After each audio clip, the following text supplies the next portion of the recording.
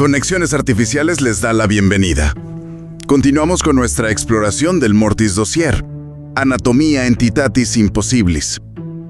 El objetivo de hoy es adentrarnos en la parte 2 de estas fuentes, un apartado que se llama Escenas de Aparición. Uf, ese apartado está increíble. Está cañón, porque la misión de esta inmersión profunda no es ver a la muerte como un paro cardíaco, sino investigar un catálogo de reportes históricos y médicos que la describen literal como un personaje. Como una entidad activa, ajá. Una entidad con agenda propia. Así que, a ver, vamos a desmenuzar esto, porque implica tirar por la ventana nuestros libros de anatomía por un ratito. Sí, y la premisa analítica de este dossier es justamente lo que le da un giro completo a toda la conversación académica. Ajá. O sea, es vital aclarar que no estamos aquí para debatir si de verdad existe un esqueleto caminando por las calles con una guadaña. Claro, eso sería quedarnos en una lectura, no sé, súper superficial, ¿no? Exacto, muy caricaturesca. Lo fascinante aquí es el patrón de comportamiento, porque a través de distintas épocas y en culturas que jamás tuvieron contacto geográfico o temporal, la humanidad sigue reportando encuentros con una entidad que tiene, pues, funciones operativas, un estilo particular y hasta una psicología muy específica. O sea, para ponerlo en términos cotidianos para quienes nos escuchan, es como si la humanidad entera estuviera describiendo al mismo empleado en el mismo mostrador, con el mismo manual de procedimientos, pero en diferentes siglos y continentes. Esa es una gran analogía. Gracias. Y bueno, para no perdernos en mitología abstracta, creo que deberíamos anclar esto en algo empírico. ¿Qué tal si empezamos con los registros médicos contemporáneos del dossier? Me parece el punto de partida ideal. Para esto, las fuentes nos trasladan a un entorno súper controlado, una unidad de cuidados intensivos en Europa en el año 2009. Ok, un entorno súper moderno. Sí, el caso clínico 12-B. En una UCI todo está monitoreado, o sea, no hay margen para la ambigüedad. Y el reporte nos detalla a una paciente de 54 años que sufre un paro cardíaco durante una cirugía mayor. Pasa varios minutos sin pulso, ¿verdad? Así es, en muerte clínica total hasta que logran reanimarla. Y ahí es donde entran los protocolos de documentación, porque tengo entendido que semanas después le hacen una entrevista estandarizada para registrar esto que le llaman SM, o experiencia cercana a la muerte. Exactamente. Y la medicina tiene clasificaciones muy rígidas para esto. Neurológicamente te dicen que cuando el cerebro sufre hipoxia, o sea, falta de oxígeno, la corteza visual te genera la ilusión de un túnel oscuro. Ah, el famoso túnel. Sí, y las endorfinas te dan esa sensación de paz. Y el testimonio de esta paciente en su versión publicada es de manual. Describe que flotó sobre la mesa, vio el túnel, la luz intensa y sintió una presencia amorosa. Espera, pero si es de manual y la neurología lo explica tan fácil con química cerebral, ¿por qué los investigadores del dossier se fijaron en este archivo? Tiene que haber algo raro ahí. Totalmente. La anomalía está en lo que no se publicó. No me digas. Sí, el dossier incluye la grabación de audio completa de la entrevista y revela algo que el hospital decidió omitir por considerarlo, cito, un factor de confusión. La paciente interrumpe su relato del túnel y dice que antes de llegar a la luz, vio a alguien parado a un lado. ¿A un lado del túnel? Literal. Ajá, y no describe a un familiar fallecido, que es lo típico, ni a un ángel. Entonces, ¿cómo lo describe? Dice textualmente que era una figura flaca, tapada, como si trajera una tela encima, como huesos cubiertos, y que esta figura le ofreció la mano de forma súper sutil. ¡Wow! Y lo más fuerte es que ella sintió con una certeza absoluta que si le tomaba la mano a esa figura de huesos, se acababa el recorrido. No habría luz, ni recuerdos de su vida, ni regreso al quirófano. La presencia era un atajo definitivo. O sea, una salida lateral. Haz de cuenta, es como estar en un aeropuerto gigante siguiendo los letreros hacia la salida principal con toda la gente y de repente, en un pasillo oscuro, alguien te abre una puerta de servicio y te susurra, "Psst, córtale por aquí". Exacto, una alternativa discreta. Y ella lo rechaza y sobrevive. Pero esto me hace cuestionar todo el paradigma clínico. ¿Por qué la mente, si es solo falta de oxígeno, construiría una ruta alternativa personificada? ¿Existen atajos en el protocolo de la muerte? Esa es la pregunta que la academia prefiere esquivar. Los médicos están entrenados para redirigir a los pacientes hacia lo positivo, hacia la luz.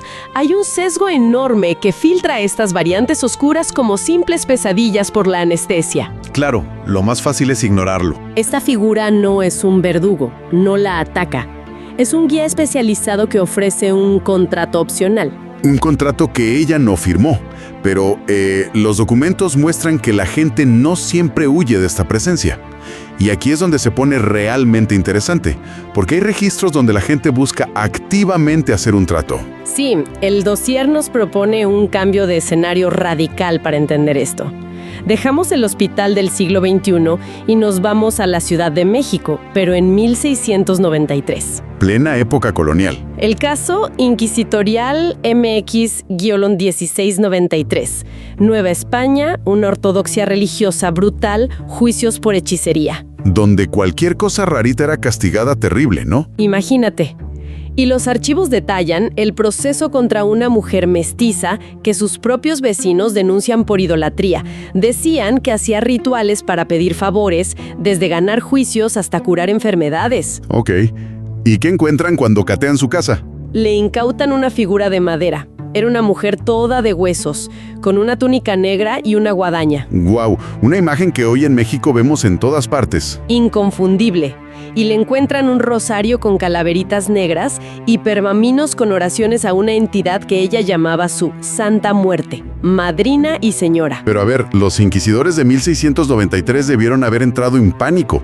O sea, un cortocircuito total. Fue un punto ciego teológico para ellos. Operaban con manuales europeos súper estrictos. El diablo tenía que oler a azufre, tener cuernos, y los santos estaban súper legislados por Roma. Entonces este esqueleto pues no encajaba en su Excel de herejías. Exacto, no era demonio ni santa. Así que administrativamente la etiquetaron como un ídolo pagano y la quemaron. Pero lo que está increíble desde la psicología humana es la actitud de la mujer. Ella no le tenía terror a la figura. Los registros dicen que le ofrecía pulque, cigarros, o sea, humo y alcohol. Ajá, le daba ofrendas cotidianas. Es que piénsalo, en lugar de ver a la muerte como esa amenaza abstracta que va a venir a llevarte, la hace su madrina, la vuelve parte de la familia. Tratar a la muerte como alguien con gustos específicos es un mecanismo brillante para lidiar con el miedo. Es hacer negocios con lo inevitable. Totalmente, es una reestructuración fenomenal. Y sociológicamente, este caso anticipa el culto moderno a la Santa Muerte. Es neutral, no te juzga por la moralidad oficial, pero es 100% transaccional. La muerte ya no es un reloj de arena, es una interlocutora. Le quita lo implacable, ¿no? No puedes sobornar a un fallo multiorgánico, pero si le gusta el pulque, ya tienes cómo negociar. Exacto, reduce la inmensidad de la muerte a un pacto que puedes manejar. Pero el dossier nos advierte que estas negociaciones no siempre son individuales. A veces ocurren a una escala comunitaria brutal. ¿Pasamos a un contrato colectivo? ¿Literal?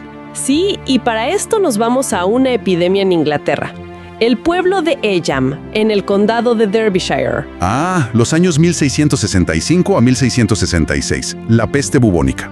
Este caso muestra el comportamiento humano al límite. Así es, la infección entra por unas telas contaminadas y el pueblo, guiado por su párroco, William Mompesson, toma una decisión que todavía se estudia. En lugar de huir, se imponen una cuarentena voluntaria súper estricta. Para no contagiar a las aldeas vecinas, deciden no salir del perímetro. Aceptan morir encerrados. Un sacrificio incomprensible.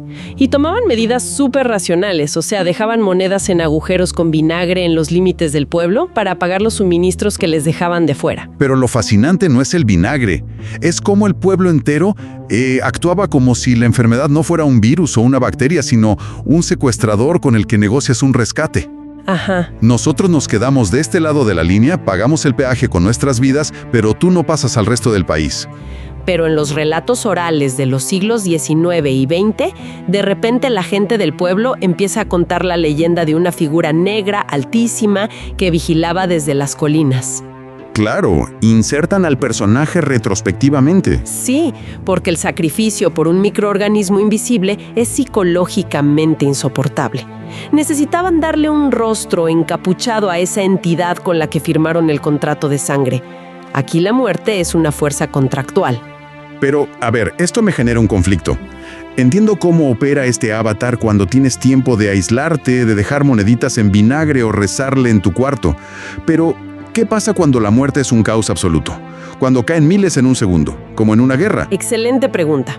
Y eso nos lleva al cuarto segmento, el escuadrón de la muerte en los campos de batalla. Y aquí el dossier mete el concepto de los psicopompos. Ah, los guías de almas. Exacto, no son la parca que viene a cortarte la cabeza. El psicopompo te escolta para que tu conciencia no se pierda.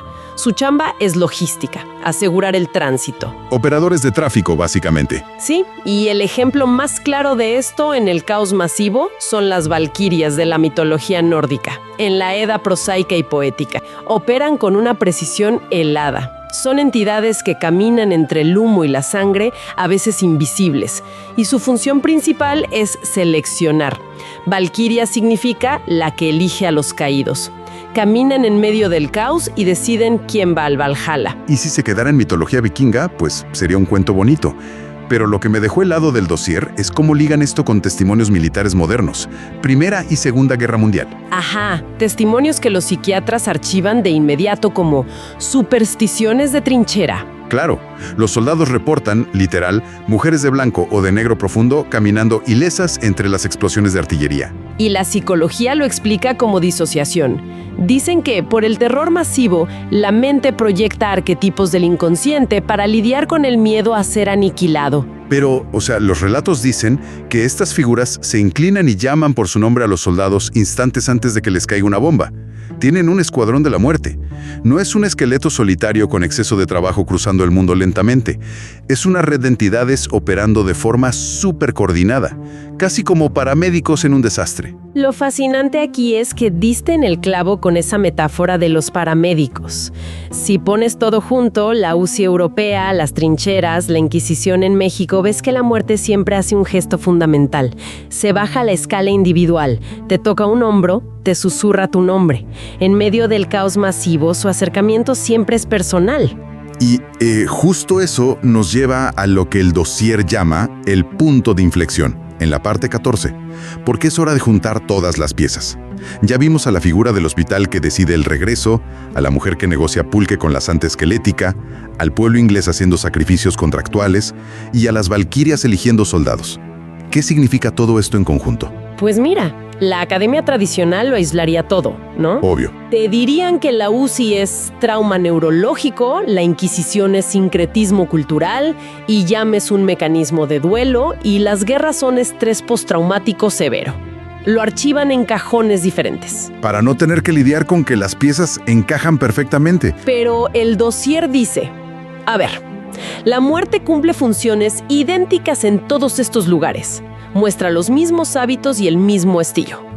Si la muerte es solo un invento humano para lidiar con el miedo, estamos ante una creación con un nivel de coordinación intercultural que no tiene precedentes en la historia. Es que está cañón, piénsalo, estaríamos hablando de que el cerebro humano, sin importar su idioma o su religión, diseñó en secreto a exactamente el mismo personaje operativo para procesar el momento final. Y esto me deja pensando en algo que quiero dejarle a nuestra audiencia. Adelante. Si la mente humana, a nivel colectivo, fue capaz de programar este avatar tan súper específico y coordinado en todo el planeta para el final de la vida, ¿qué otros umbrales biológicos podrían tener sus propios avatares ocultos en el inconsciente colectivo? Wow. O sea, ¿existirá un arquitecto del nacimiento? ¿Alguien que el cerebro proyecte en los primeros segundos fuera del útero, pero que la amnesia de bebés no nos deja recordar? ¡Qué locura! ¿O habrá un guardián del sueño que nos recibe cada noche cuando perdemos la conciencia y todavía no lo catalogamos? Es un misterio gigante para que lo reflexionen quienes nos acompañan hoy, porque al final inevitablemente regresaremos a esa habitación de hospital, y cuando esa línea se vuelva plana, la ciencia dirá que falló el sistema.